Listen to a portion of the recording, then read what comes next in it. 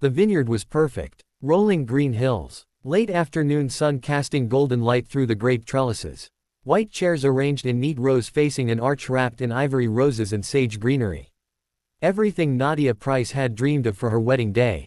She stood in the bridal suite of the vineyard's main building, her mother adjusting her veil while her bridesmaids fussed with the train of her dress. Through the window, she could see guests arriving. Her soon-to-be husband Marcus Williams was somewhere out there, probably nervous, definitely making jokes to calm his groomsmen. "You look beautiful, baby girl," her mother said, tears already forming. "Marcus is a lucky man. I'm the lucky one, Mama." Nadia smiled at her reflection. The dress fit perfectly. Her makeup was flawless. Her natural hair was styled in elegant twists. Everything was perfect. A knock on the door. Her maid of honor, Jordan, poked her head in. "Nadia, we have a situation." "What kind of situation?" "The kind where a white woman at the neighboring event is asking questions about our group. Making comments. She seems concerned." Nadia's jaw tightened. Concerned about what? About why there are so many black people here. Her words, not mine. Nadia's mother made a sound of disgust. "On your wedding day? Really? I'll handle it." Nadia started to stand, but Jordan held up a hand. "The event coordinator is dealing with it. I just wanted you to know in case, in case it becomes a thing. Let's hope it doesn't." But hope, Nadia had learned in her 7 years as an FBI agent, was not a strategy. 20 minutes later, as Nadia was lining up for her walk down the aisle, Jordan appeared again, this time looking genuinely worried. "Nadia. The woman. She called the police." The world seemed to tilt. "She what?" "She told the event coordinator that she felt threatened by our wedding party. That there were too many black people and she was worried about gang activity. The coordinator told her she was being ridiculous, but the woman called 911 anyway." Nadia closed her eyes, breathing deeply. Of all the days, of all the possible disasters she'd planned for, she hadn't planned for this. How long until the police arrived? The coordinator called them to explain it was just a racist complaint about a wedding, but they said they still have to respond. Maybe 10 minutes. Nadia looked at her mother, who looked furious. Looked at her bridesmaids, who looked shocked. Looked through the doorway at the aisle she was supposed to walk down. "Tell Marcus," she said quietly. "Tell him what's happening. Tell him we might need to delay. Nadia, it's your wedding day. And I'm not starting my marriage with a police confrontation because some woman decided black people at a vineyard must be a threat." Nadia's voice was steel. "Tell Marcus. Get our guests inside the building if the police show up. Nobody needs to deal with this outside." Jordan ran off. Nadia's mother took her hand. "Baby, I'm so sorry. Not your fault, Mama." Nadia adjusted her dress. "But I swear, if this woman ruins my wedding, I'm going to." She stopped because through the window, she saw them. 2 patrol cars pulling up to the vineyard entrance. Officers getting out. And walking toward them with exaggerated purpose was a white woman in her 50s, blonde hair in a severe bob, wearing a pale blue dress and pearls. She was pointing at the ceremony area, talking rapidly. The woman from the neighboring event. The one who'd called the police on a wedding. Nadia's FBI training kicked in. Assess the situation. Identify the players. Plan your response. She watched as the officers approached Marcus, who was standing with his groomsmen near the arch. She saw Marcus's expression shift. From confusion to understanding to barely controlled anger. Saw him reach into his jacket pocket. Smart man. He was getting his ID ready. But then the woman in blue did something that made Nadia's blood run cold. She walked toward the ceremony area. Toward Nadia's carefully arranged decorations. Toward the table with champagne for the toast. And she picked up a bottle of wine. "What is she doing?" Nadia's mother breathed. Jordan burst back into the room. "Nadia, that crazy woman is." But Nadia was already moving. She hiked up her dress and ran toward the door, her veil streaming behind her, her train clutched in one hand. She burst out of the building just in time to see the woman in blue approach Marcus. "This is a private event," Marcus was saying, his voice tight. "We've rented this space. You need to leave." "I'm not leaving until I'm sure everyone here is safe." The woman's voice was shrill. "I saw at least 30 black men arrive in the last hour. That's suspicious. That's gang activity." "It's a wedding," one of the groomsmen said. "We're literally wearing tuxedos." "Tuxedos can be gang colors," the woman snapped. "Ma'am." One of the officers stepped forward. "We've been informed this is a private wedding. You've made a complaint, we've investigated, and there's no criminal activity here. You need to return to your event. No, you don't understand. They're dangerous. I can feel it. That's when she raised the wine bottle. Nadia was running now, her dress billowing, her heels clicking on the stone path. Stop. The woman turned, saw Nadia in her white dress. And her face twisted into something ugly. You. She pointed the bottle at Nadia. You're the bride. This is your wedding. Yes, this is my wedding. Now put down that bottle and leave before.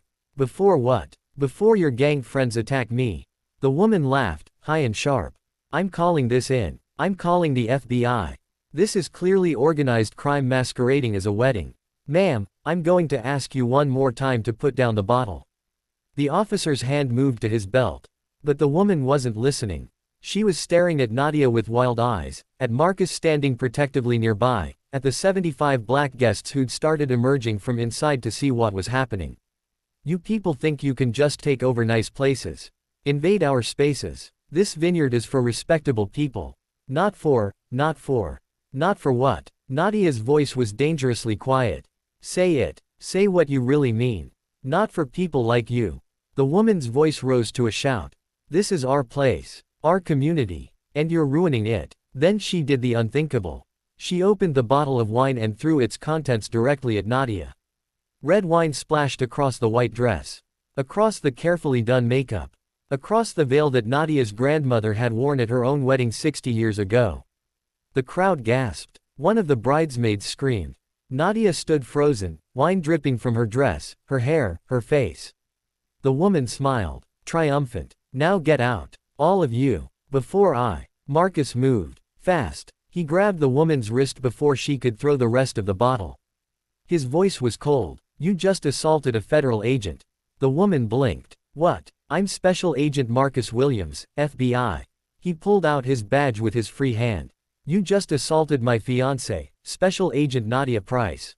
Also FBI. In front of 2 witnesses who happened to be off-duty police officers, 3 DOJ attorneys, a federal prosecutor, and about 70 other guests, many of whom work in law enforcement. The color drained from the woman's face. Nadia wiped wine from her eyes. Her hands were shaking, not with fear, with rage. Pure, white-hot rage. You called the cops on a wedding, Nadia said. Slowly, carefully, because you saw black people at a vineyard. You claimed gang activity. You claimed we were dangerous. You harassed my guests. You assaulted me on my wedding day. And you did all of this because. She stepped closer. Because you're a racist who couldn't stand seeing black people in your space. I didn't. I was just concerned. You were just racist. Nadia's voice cut like glass. And now you're under arrest. What? You can't arrest me. I'm the one who called the police. I'm the victim here. You're not the victim. Marcus still held her wrist. You're the perpetrator. And trust me, you're going to regret this. One of the responding officers stepped forward. Ma'am, you need to come with us.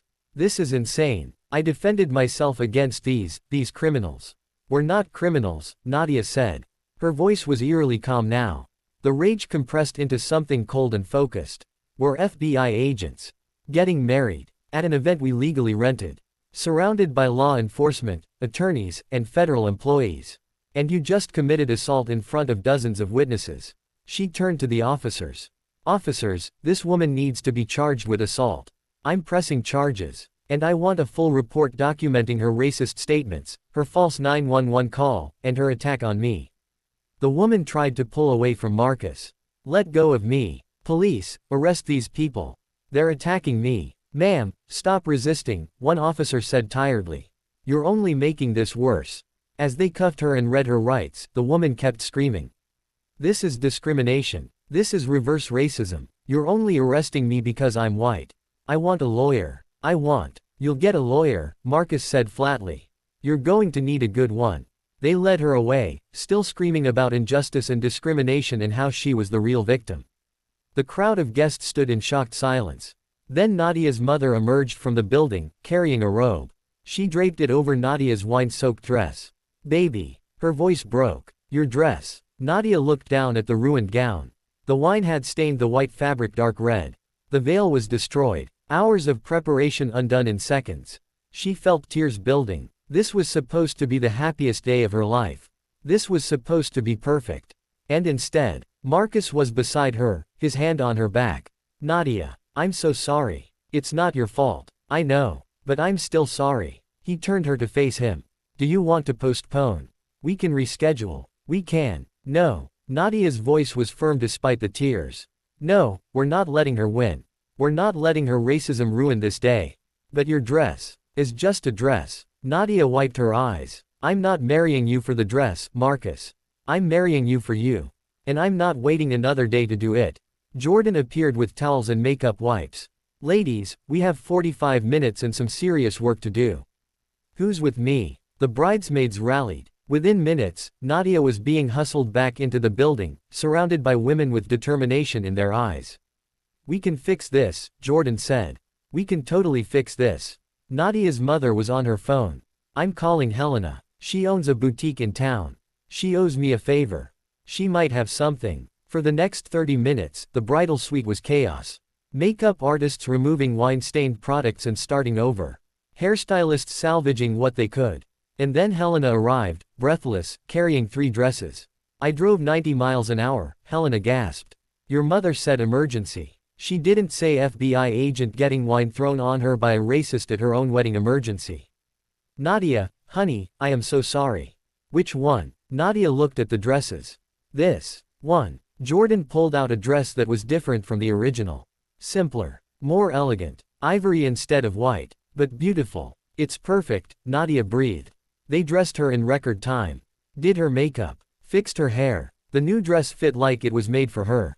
When Nadia looked in the mirror, she saw a bride. Not the same bride from an hour ago. But maybe a stronger one. A bride who'd faced racism head-on and refused to let it win. Her mother appeared in the doorway. Baby girl, if you're ready. Marcus is waiting. And he says to take all the time you need, but he'd really like to marry you today if possible. Nadia laughed. Actually laughed. Tell him I'm coming. The ceremony was smaller than planned. Some guests had left, too shaken. But most stayed. And when Nadia walked down that aisle, in a different dress but with the same purpose, the love in Marcus's eyes made everything else fade away. The officiant, Judge Patterson, addressed the crowd before beginning. Folks, we just witnessed something that no one should have to witness. Especially not at a wedding. But we also witnessed something else. We witnessed a bride refuse to let hate win. We witnessed a community come together to support her. We witnessed love triumph over racism. He smiled at Nadia and Marcus. So let's celebrate that. Let's celebrate love. And let's make this the wedding these two deserve. The ceremony was beautiful. Nadia cried during the vows. Marcus cried during the ring exchange.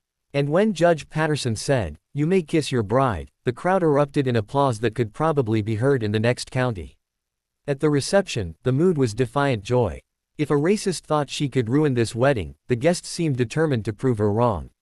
The music was louder. The dancing was more enthusiastic. The celebration was fierce. Nadia's father made a toast. To my daughter and my new son-in-law. Today proved what I've always known.